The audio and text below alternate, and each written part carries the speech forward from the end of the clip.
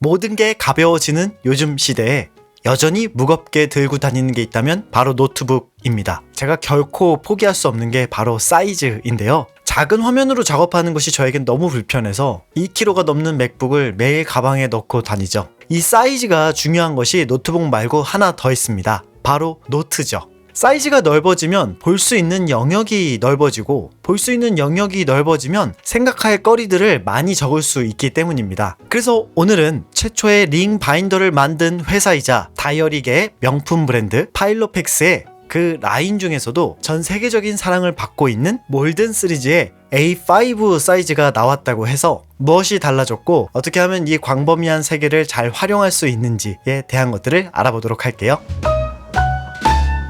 명칭에서 알 수 있듯이 A5이고요. 링 사이즈는 30mm로 최대 220페이지까지 꼽을 수 있다고 하고요. 전체 무게는 약 800g입니다. 색상은 핑크, 블랙, 오커가 있는데요. 제가 제공받은 제품은 오커이므로 오커를 중심으로 살펴보도록 하죠.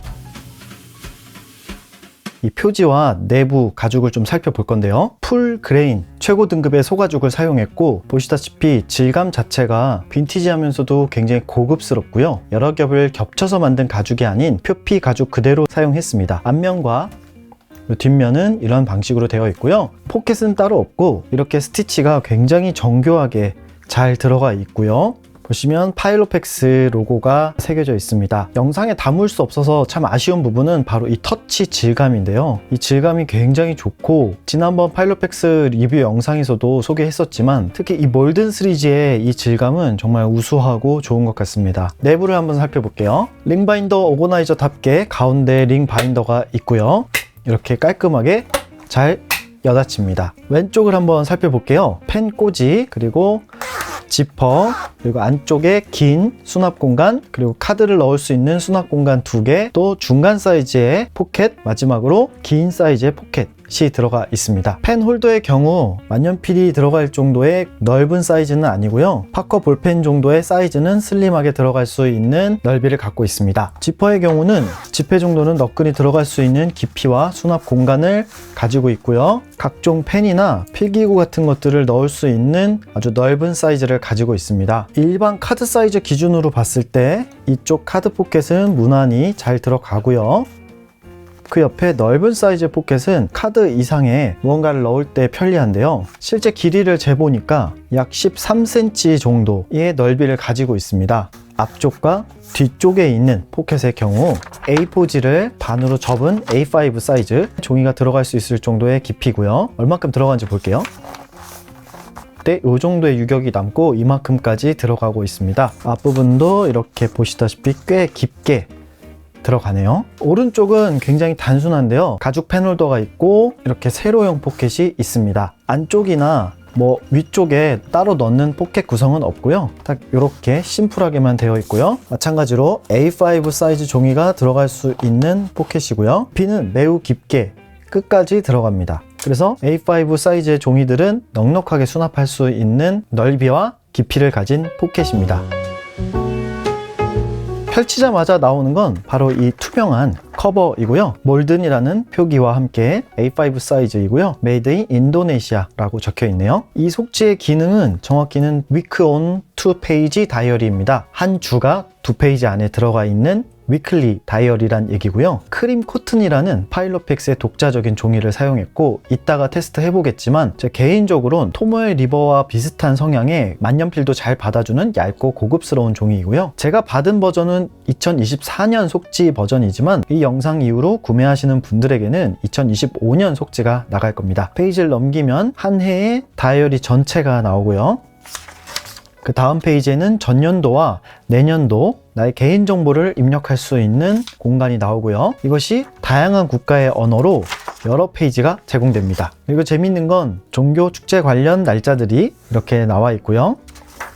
그리고 각 국가들의 주요한 정보들을 이렇게 한눈에 볼 수 있게 적어놨습니다. 그 다음은 세계 공통의 국가 단위 주요한 휴일 등을 담고 있고요. 위클리 페이지를 사용할 때 참고하는 페이지인데 각 나라의 주요한 공휴일을 앞에 나라 이니셜을 이렇게 따서 표시를 해 놓습니다. 이건 무슨 얘기인지 이따가 설명드릴게요.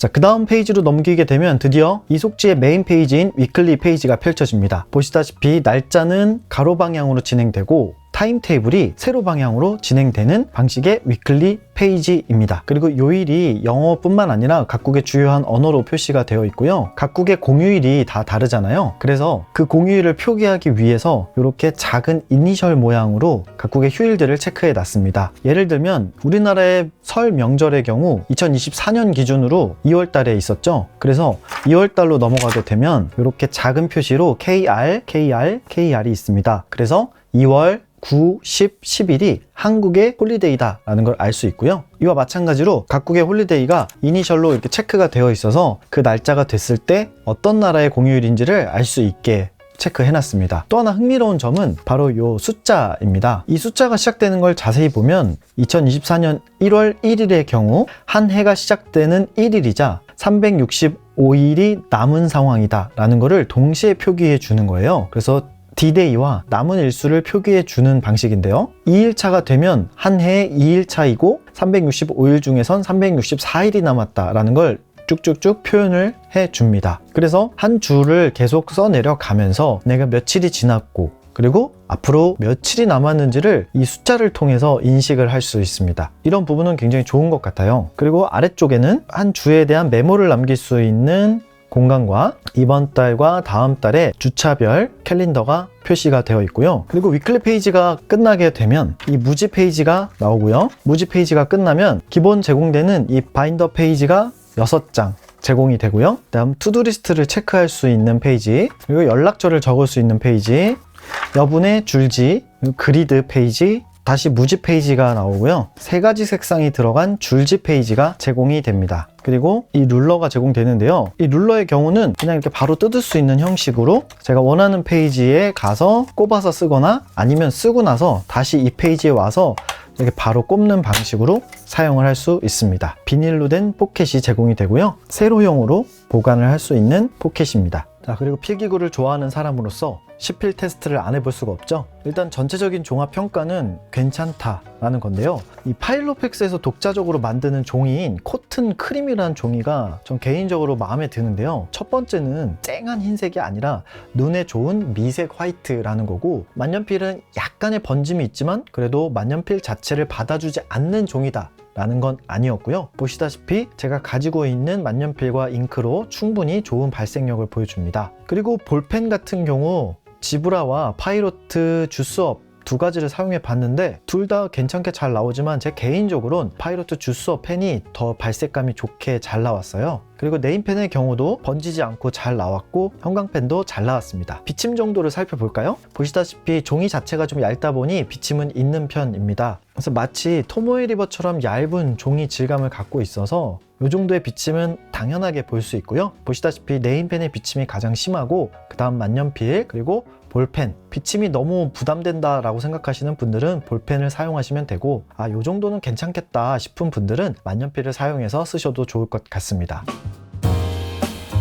많은 분들이 아시다시피 저는 다이어리가 아닌 이렇게 수기로 기록하는 일기 쓰기 방식으로 제 하루를 기록하고 있는데요. 여기에 기록했던 일정들을 이렇게 실제로 한번 옮겨봤습니다. 근데 이 과정에서 여러 가지 깨달은 점들이 있고, 이런 식으로 위클리를 한번 사용해 보시면 좋겠다라는 생각이 들어서 저만의 사용 방법을 공유할게요. 제가 이 위클리 페이지를 보면서 굉장히 좋다라고 생각했던 건 나의 시간 구역을 그려볼 수 있다는 겁니다. 나의 시간 구역을 그린다는 게 무슨 얘기이냐면, 보통 각자 근무 스케줄 혹은 각자 처한 환경에 따라서 자기만의 시간 구역이 있습니다. 예를 들면 저는 오전 10시에 출근해서 7시에 퇴근하는 스케줄을 갖고 있는데요. 그리고 점심시간은 12시 반부터 1시 반입니다. 그래서 저 같은 경우는 근무하는 오피스 타임이 이렇게 되고요. 그 오피스 타임을 기준으로 뒤에 시간들을 활용해서 유튜브 및 저의 휴식, 개인 활동을 하고 있습니다. 저의 타임 블럭을 구분을 해보면 크게 하나, 둘, 셋, 4덩이가 나오게 되죠. 그래서 제 타임 블럭을 이렇게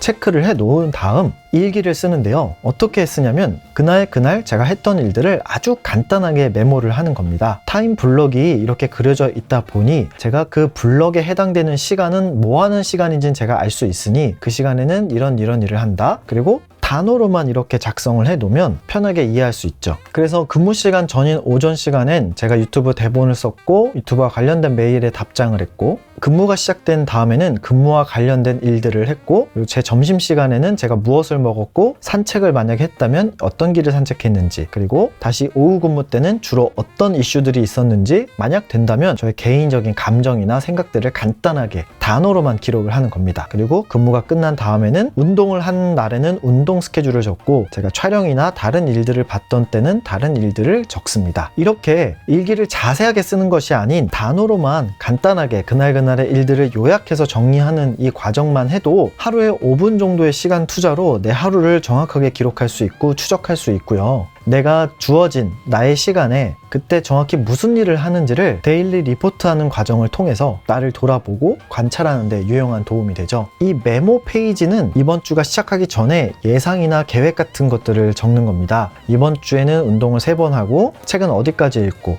그리고 어떤 영상들을 어떻게 찍겠다라는 저만의 계획이나 플랜을 간단하게 적어 놓고요. 그리고 실제를 한 주를 살아본 뒤에 이번 주를 살고 나서 가장 후회되는 점을 적어보는 걸 추천합니다. 왜냐하면 후회를 하는 것이 나쁜 것이 아닌, 제가 예전 영상에도 설명했듯이 후회를 활용하면 오히려 더 많은 것들을 알 수 있는데요. 자기 자신에 대한 관찰 및 미래 예측 능력, 그리고 다음 주를 어떻게 살아야겠다라는 동기부여까지 받을 수 있습니다. 후회하는 항목을 여러 가지 적을 수도 있겠지만 이 메모 페이지가 제공하는 크기 자체가 작기 때문에 후회하는 걸 그렇게 많이 적을 수 없어요. 그래서 많아봤자 2-3개의 후회하는 지점들을 간단하게 적어 보시고, 그것들을 또 그 다음 주 예상이나 계획에 포함시켜서 진행하는 것을 권장해 드립니다. 그래서 이렇게 한 주를 살펴보면서 내 한 주가 어떻게 돌아갔고 어떤 것을 느꼈구나를 이 페이지만 펼치면 바로 알아볼 수 있고요. 만약 저처럼 고정된 근무 스케줄이 아닌 다른 스케줄을 갖고 있는 분이라면 다른 방식으로 타임 블럭을 만들어서 본인만의 타임 블럭을 그려 놓으시고, 실제로 그 시간에 정확하게 어떤 일들을 했는지를 간단하게 이렇게 요약하는 키워드 작성법을 통해서 한 주를 요약해 보시고 회고해 보시면 어떨까 싶습니다.